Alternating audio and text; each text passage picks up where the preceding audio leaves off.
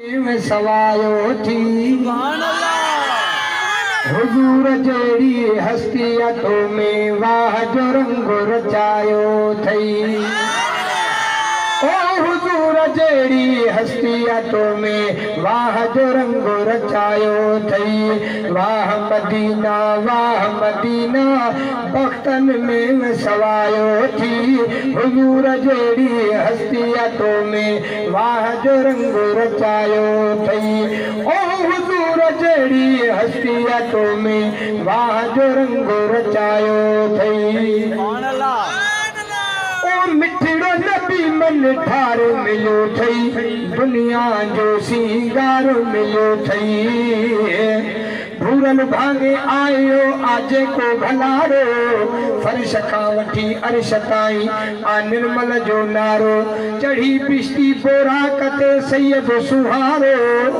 सत में आसमानन जो जह सैर कयो सारो नाले मिठो मुंहिंजो नबी आ निर्मल नियारो। अर्ज के उम्मत वास्ते थियो साईं सुभारो कुछ तवजो कयो यारो त ॿुधायांव नात नबीअ जी। ओ मिठड़ो नबी मन ठारो मिलो थई दुनिया जो सिंगार मिलो थई। सोहणन जो सरदार मिलो थई वाह जो रुतबो कमायो थई। हुजूर जड़ी हस्तिया तो में वाह जो रंग रचायो थई। वाह मदीना बख्तन में सवायो थी हुजूर जड़ी हस्तिया तो में वाह जो रंग रचायो थई।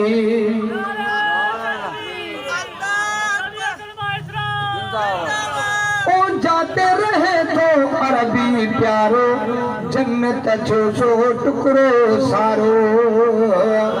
ओ जाते रहे तो अरबी प्यारो जन्नत जो सो टुकड़ो सारो।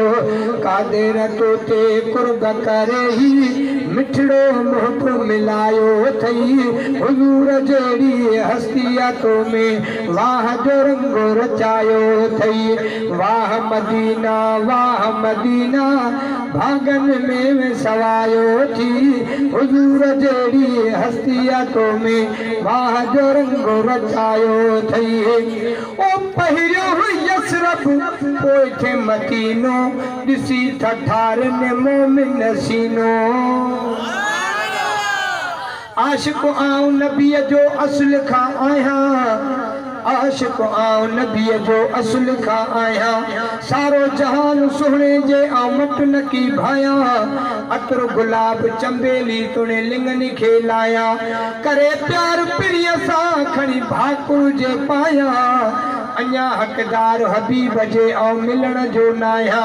सना उला गाया सदा नात नबीअ जी। ओ पहिरियो यसरफ पोइ थे मदीनो ॾिसी ठठार ने मोमिन सीनो। मदनीअ सदके दुनिया अंदर केॾो ख़ुदा चमकायो थई हुजूर जड़ी हस्तिया तो में वाह जो रंग रचायो थई। वाह मदीना भागन में सवायो थी हुजूर जड़ी हस्तिया तो में वाह जो रंग रचायो थई।